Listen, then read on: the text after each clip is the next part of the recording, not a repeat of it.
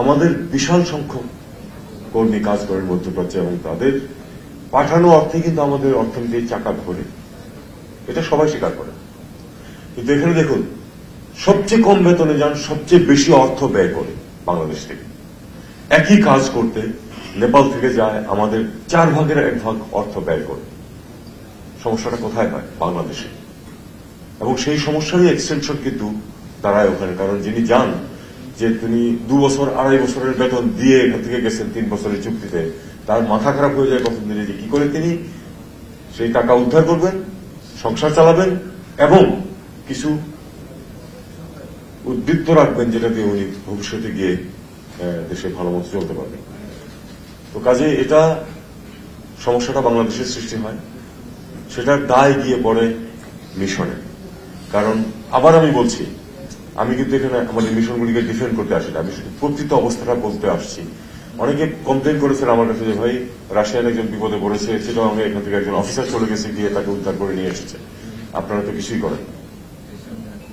রাশিয়ানদের এরকম একটাই সমস্যা আছে বছরে, বা 2টো সমস্যা আছে, বা 5টা সমস্যা আছে। 5 জন লোক তাদের এখানে আছেন যারা এগুলি দেখাশোনা করে। আমার সৌদি আরবে 32 লাখ লোক, এখন সর্বশেষ যেটা কাউন্টিং এসেছে, 32 লাখ লোকের মধ্যে 2 লাখ সমস্যা কমপক্ষে। এই 2 লাখ সমস্যা সমাধানের জন্য আমার আসল সমস্যা আরো বেশি, 2 লাখের চেয়ে অনেক বেশি। আমি বলছি যে যদি সর্বনিম্ন 2 লাখ সমস্যাও থাকে, সেটা টেক কেয়ার করার জন্য আমার মোট কর্মচারী আছে 20 জন।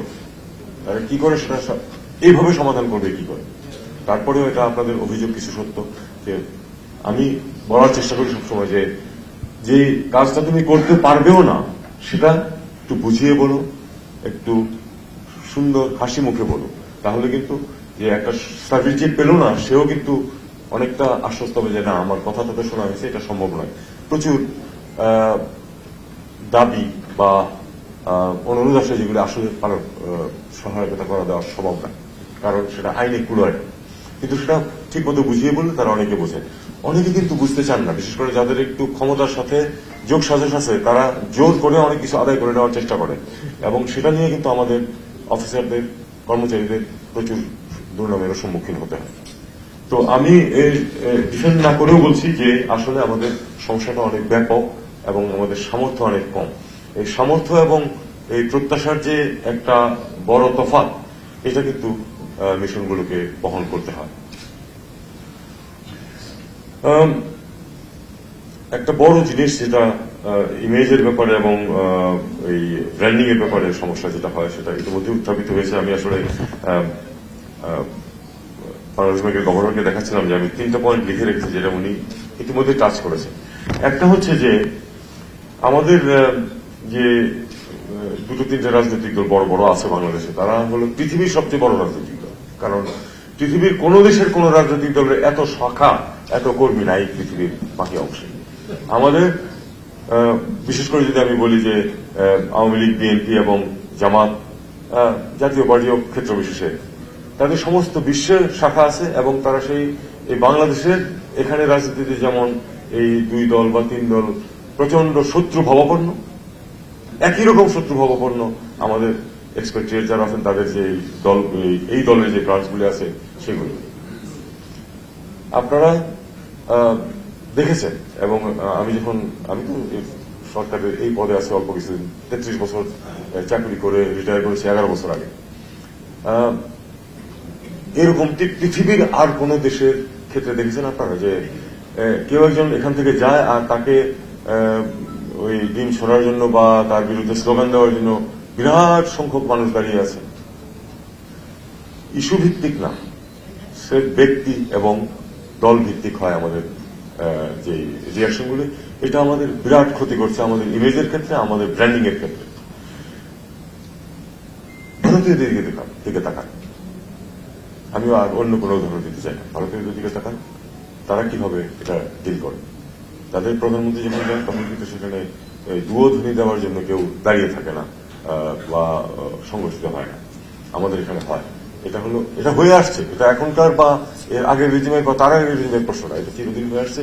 এটা থেকে আমাদেরকে বেরোতে হবে। দ্বিতীয় প্রশ্ন, ভারতীয়রা যে সুযোগ সুবিধা পাচ্ছে সমস্ত পৃথিবীতে, সেটা আমরা পাই না কেন? বা অন্তত প্রপোর্শনেটলি পাই না কেন? পাই না এই কারণে যে আমরা স্থানীয় রাজনীতিতে জড়িত হই খুব কম। যে স্বপ্ন দেখাচ্ছেন এই স্পিকার সাহেব, সেটা তখনই সম্ভব হবে যখন আমরা স্থানীয় রাজনীতিতে জড়িত হব। আমি অল্প কিছু সময় রাষ্ট্রদূত ছিলাম শুধু দক্ষিণ আফ্রিকা। ফরচুনেটলি সেখানে কিন্তু যখন কোনো অতিথি গেছে ঢাকা থেকে, তখন আওয়ামী লীগ ক্ষমতায়, আমি দেখেছি যে বিএনপি এবং আওয়ামী লীগের লোকজন একসাথে মিলে তাকে কিন্তু সম্বর্ধনা দিয়েছে, তাকে ডিনার খাইয়েছে, ইত্যাদি ইত্যাদি। এইটা একেবারেই এক্সেপশনাল। আমি সেটা কিন্তু পশ্চিমে, যেখানে গণতান্ত্রিক ধারা আরো অনেক বেশি শক্তিশালী হওয়ার কথা, সেখানে কিন্তু আমি এটা দেখিনি। আমি দেখেছি যে সবসময় দুই ভাগ রয়েছে। অথচ দক্ষিণ আফ্রিকায় এটা কিন্তু মোটামুটি, তাদের মধ্যেও কিছু সংঘাত আছে, কিন্তু অ্যাটলিস্ট মুখ দেখাদেখিটুকু আছে এবং একসাথে হয়ে তারা অনেক কিছু করতে পারে। এই জিনিসটা আমাদেরকে করতে হবে। দ্বিতীয়, স্থানীয় রাজনীতিতে জড়িত হতে হবে। আমি ওদের কাউন্সিল, যে এএনসি, আফ্রিকান ন্যাশনাল কংগ্রেসের যে কাউন্সিল, সেখানে আমাকে দাওয়াত দিয়েছিল, গেছি। আমার খুব ভালো লেগেছে, 2-3 জন কাউন্সিলর ছিলেন বাংলাদেশি অরিজিনের। তার মানে তারা স্থানীয় রাজনীতিতে জড়িত হয়ে এসছেন, এবং ওখানে কিন্তু এই বাংলাদেশের মতো ওই কেন্দ্র থেকে নির্ধারণ করে দেওয়া হয় যে কে কাউন্সিলর হয়ে আসবে। ওখানে একেবারে প্রতিটা ব্রাঞ্চে নির্বাচনের মাধ্যমে উঠে আসে যে কে ওখানে প্রতিনিধি হিসাবে যাবে, এবং তার মধ্যে বাংলাদেশি 2-3 জন ছিলেন। আমার এটা অত্যন্ত ভালো লেগেছে। এটা হচ্ছে আমাদের রাস্তা।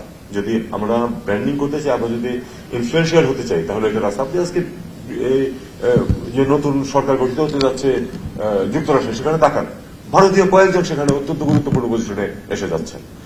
আমাদের এটা কতটুকু হয়? বরং পাকিস্তানিদের কিছুটা হচ্ছে আজকাল। বাংলাদেশে তো টাওয়ার হ্যামলেটসে হয়েছে, আরো 2-1 জায়গায় হয়েছে, কিন্তু তারপরে আপনি খেয়াল করে দেখুন, আমাদের কয়েকজন এমপি আছেন, রূপা হক এসেছিলেন কয়েকদিন আগে, একসাথে আমরা একটা মিটিংও করেছি। এইটা হলো আসলে ব্র্যান্ডিং এর, এবং বাংলাদেশকে আপনারা শুধু ব্র্যান্ডিং মানে কি, শুধু তো ব্র্যান্ডটা সৃষ্টি করা না, সেটার অনেক বেনিফিট আছে দেশের জন্য। আপনারা যখন এই ব্র্যান্ড সৃষ্টি করেন, ভারতের যে ইমেজ, তারা কিন্তু এই ডায়াসপোরা কিন্তু সৃষ্টি করেছে। বিভিন্ন সফটওয়্যার কোম্পানির প্রধান হচ্ছেন ভারতীয়, বিভিন্ন ব্যাংকের প্রধান হচ্ছেন ভারতীয়, বিভিন্ন রাজনৈতিক দল, এমনকি তাদের তো একজন আধা ভারতীয় ভাইস প্রেসিডেন্ট ছিলেন, একজন ভারতীয় ছিলেন গভর্নর মার্কিন যুক্তরাষ্ট্রে। এগুলো হচ্ছে আসল রাস্তা ব্র্যান্ডিং এর। ব্রেকফাস্ট, টিফিন কিংবা স্ন্যাক টাইমে মজাদার আয়োজন মানে অল টাইম ব্রেড।